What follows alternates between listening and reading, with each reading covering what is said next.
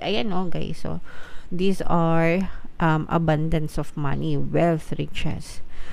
Guys, pero sinusubok kayo ng pagkakataon mga kapiksi. Susubukin ni universe kung gaano kayo katatag sa buhay nyo bago nyo ma-experience itong swerte na to, itong good luck na to, itong wealth of abundance of wealth na ito mga kapiksi. Kaya dapat importante talaga na magtiyaga at magsikap kayo. Have this burning desire sa puso nyo. Kailangan talagang nandun, nag-aalab sa puso nyo yung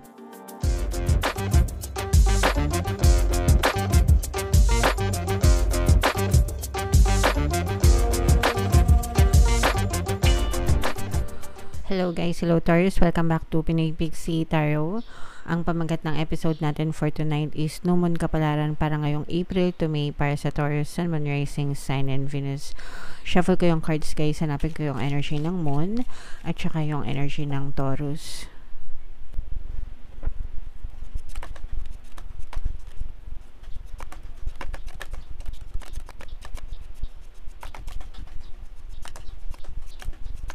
So, ito yung Moon energy mga kapiksi. Ngayon naman hanapin natin yung energy ng Taurus. Yes. So, Taurus, kayo ay represent ng King of Pents sa ating spread. Ito yung combination guys ng positive and negative energy. General reading lang mga kapiksi. Pwede mag-resonate, pwedeng hindi. Yung new moon ngayong April guys ay sa April 8 and then yung next new moon naman ay sa May 7 mga kapiksi. So, ang reading na to ay para sa period na yan guys. Alright, and okay, so ito yung positive and negative energy mga kapiksi na meron tayong presence ng earth signs, Capricorn, Taurus, Virgo at saka water sign, Cancer, Pisces, Scorpio. For some of you guys, magbabago yung takbo ng buhay nyo kasi for some of you, nakaranas kayo ng financial drought, no? Pag sinabing financial drought, guys, yung tagtuyot sa finances. So, comment down below, guys, if nakaka-experience kayo ng ganyan right now. Yung tipong marami kayong financial problems, parang ang lamig-lamig, ang ilap-ilap ng pagpasok ng pera sa inyong buhay mga kapiksi. Pero right now nakikita natin na magsisimulang dumaloy, mag-flow, no? Yung inyong kumbaga nadidiligan yan. Nakikita nyo ba ito mga kapiksi? Parang didiligan kayo ni universe ng mga swerte at pagpapala ngayong new moon, starting new moon season mga kapiksi. So ito, this is a very positive energy kasi this is a very important message guys na your prayers are being answered. Okay, sinasagot yung mga dasal nyo and unti-unti yung movement na nakikita nyo sa physical reality. So this is something that you've been praying for, you've been working on for a very long time guys, pero for some of you, sabi ko nga medyo mailap, no? Yung dating ng swerte, yung dating ng pera sa buhay nyo. So kailangan nyo talaga ng sabayan ito ng pagtitiyaga mga kapiksi, pagtitiyaga, pagtitiis, wag atat kasi sometimes, no, most of the times yung mga nababasa natin sa comment section, mga atat, no? Atat na atat sa mga manifestation, atat na atat sa mga blessings. 3 months, ganyan, gusto nila meron agad. 3 months na silang nanonood ng channel natin. Puro blessings yung naririnig, pero hindi dumadating sa kanila.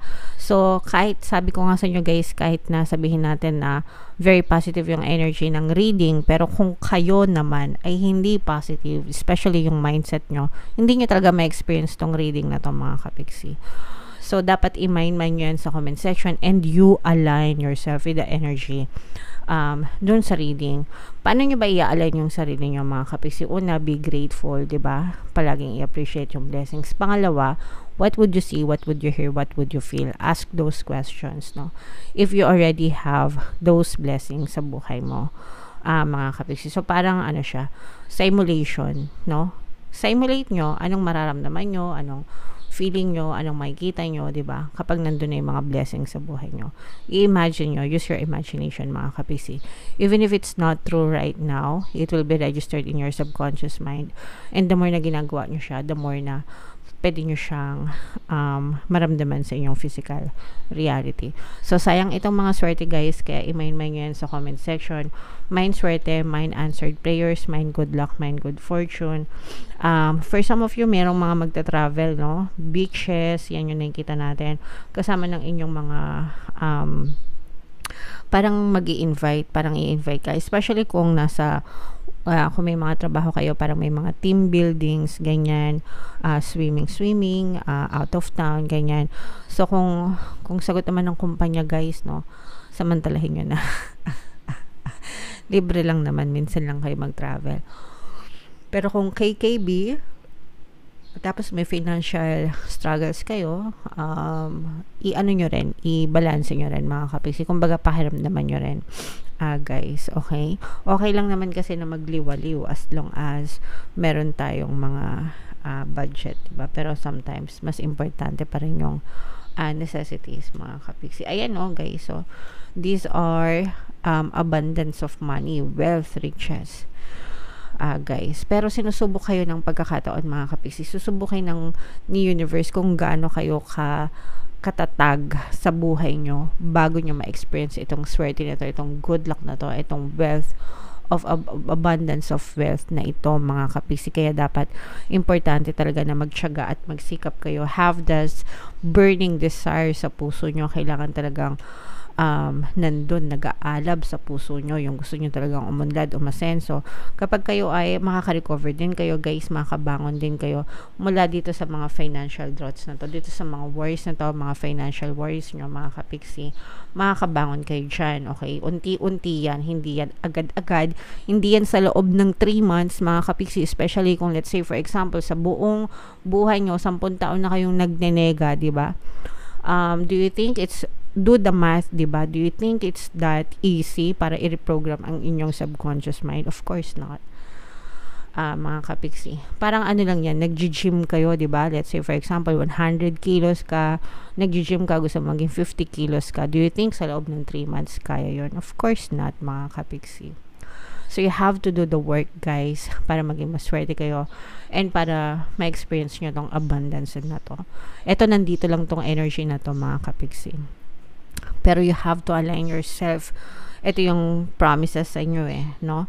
You have to align yourself with this energy, guys, para ma-experience nyo siya sa inyong physical reality. Okay? So, again, guys, i-mind yan sa comment section. Mind swerte, mind good luck, mind good fortune, mind abundance of wealth, abundance of riches, answered prayers, ganyan. And ask yourself, no, what would you see, what would you hear, what would you feel kapag nandiyan na yung mga blessings na yan sa buhay nyo, mga kapiksi. Use your imagination, okay? And then affirm, guys. Alright, so comment down below, Taurus, if feeling nyo nakaresonate kayo. Buna tayo ng isa pang message dito, guys. Shuffle natin to. Habang sinashuffle natin to, panoorin nyo muna yung video natin regarding sa ating paano mag-manifest ng abundance video course. Kapiksi, sawa ka na ba sa mga struggles at hirap sa buhay mo? Masipag ka ba at masikap sa buhay ngunit hindi ka pa rin umaasenso? Ilang beses ka na bang nag-attempt magnegosyo at mag-invest pero palagi ka pa rin nalulugi? Sa pagkakataon na ito ay maaaring may subconscious beliefs ka na nagiging balakid sa iyong pag-unlad at pagyaman. Introducing, paano mag-manifest ng abundance video course. Dito ay matututunan mong ma-overcome ang mga balakid mo para tuluyan ka ng umunlad, umasenso, sumagana, maging matagumpay, successful at maswerte sa iyong kabuhayan, pera, trabaho, negosyo, salapi at kaperahan ng bonggang-bongga. Dali, mag-send na ng email sa pinoypixitaro@gmail.com at simulan na ang iyong pagyaman ngayon.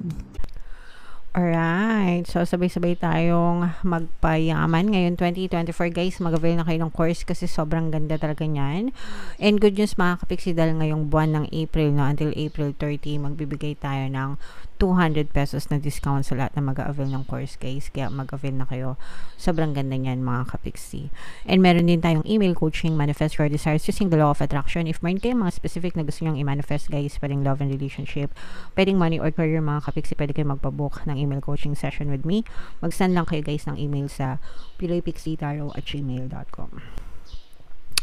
So, ito yung message for you guys. A personal issue reaches resolution. Ayan yung sinasabi natin guys na matatapos itong mga problema nyo. If there are problems na mga kinakaharap kayo, especially guys, itong mga financial troubles, itong mga financial problems na yan, those are coming to an end. Matatapos yan mga kapiksi and makaka-recover kayo mula dun sa mga pagkakalagpak nyo guys, and dadating sa inyo yung mga solutions. Universe yung magbibigay nito sa inyo mga kapiksi. Ibig sabihin, i-move ni universe yung mga tao, bagay, sitwasyon, event, even yourself guys, people surrounding you, para masolusyonan yung mga problema nyo mga kapiksi. Okay, so i-mind nyo na yan guys. Mind problem resolution, ganyan. Mind mga solusyon sa problema. I-mind nyo guys sa comment section. Attune to the moon guys, it may be best to move towards what you want in a sideways manner. So again guys, no, towards what you want, diba? So sabi ko nga guys, ask yourself, what would you see, what would you hear, what would you feel kapag nasa inyo na yung desire na gusto nyo, yung bagay na ninanais nyo sa buhay. Always ask yourself that, and always imagine yourself to the end state wherein you already have your desire. Kasi dapat yun yung state. Hindi pwedeng, guys, hindi pwede kayong makinig ng, hindi nyo maririnig yung mga kanta sa FM station kung nasa AM station yung radyo nyo. Ganun lang kasimple. Kahit gusto nyo pakinggan yung mga top 10 songs, no? Sa FM, kung ang istasyon nyo ng radyo nyo ay nasa AM, hindi nyo talaga siya mapapakinggan kahit anong tune in nyo, no? You have to be on the same frequency of your desire bago nyo siya ma-experience mga kapiksi. Hindi ka pwedeng maka-experience ng positive things if you are vibrating negatively, if you are always focused on the negative things mga kapiksi. AM will always be AM station. FM will always be FM station. Palagi nyo yan tandaan mga kapiksi, para hindi kayo magtaka kung bakit ang gaganda ng reading pero yung na-experience nyo sa physical reality nyo is puro kanigahan. It only means na nag-vibrate kayo, nandun kayo sa AM station, and yung reading nasa FM station. Okay? So you have to change first your frequency bago nyo ma-achieve yung mga desires nyo. But definitely, it's possible. Very, very possible mga kapiksi. Okay? Meditate, no, to soothe heightened emotions, especially kung masyado kayong aligaga sa buhay nyo, sa mga problema nyo. Mag-meditate kayo guys, magdasal kayo. Don't be clingy, stop sulking. Ito yung sinasabi ko, sulking, yung pagrereklamo, pagmumukmok, no? Wala guys, wala kayong pupuntahan sa buhay nyo, kundi kung buong buhay nyo palagi kayo nagmumukmok, no? You cannot achieve all your desires, all these blessings in just 3 months kung palagi kayong nagmumukmok mga kapiksi. Okay? Have you had enough family time lately? Kung hindi pa mga kapiksi, this is the best time for you para mag-enjoy kasama ang pamilya mo, especially summer. Although pag summer, mas gusto ko na sa loob ng bahay. Actually, kahit kailan naman. Best for you to stay indoors, mga kapiksi, dahil yung heat index, diba? Mas delikado ito, mga kapiksi, dahil dun sa mga heat stroke, diba? So, stay sa loob ng bahay. Stay indoors, mga kapiksi. Alright? Okay. Pero, at least, stay with your family, mga kapiksi. Okay? Comment down below, Taurus, if feeling nyo nakaresonate kayo dyan sa mga messages para sa inyo. Ito yung ating pampaswerte subliminal, guys. Pakinggan nyo para talagang maging maswerte kayo. And ito naman yung ating success stories ng paano mag-manifest ng abundance video course. Click here to subscribe, guys, and click here to join our membership program. Thank you for liking, sharing, and subscribing, and see you again next time. I love you all, guys. Have a nice day. Bye-bye.